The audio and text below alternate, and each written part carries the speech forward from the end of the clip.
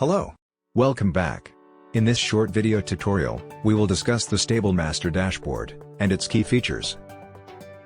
Each user in StableMaster has their own personal dashboard.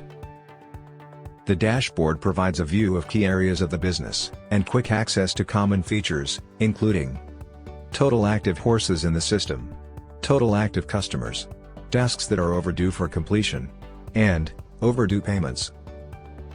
Depending on the employee's role in the system, some sensitive data will not be available in the dashboard. For convenience, each of the panels are clickable.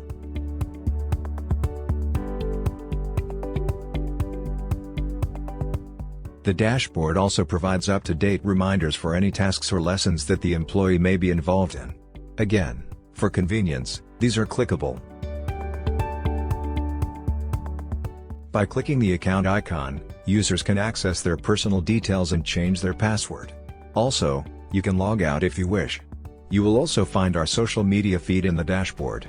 Check this regularly for news and offers. Thanks.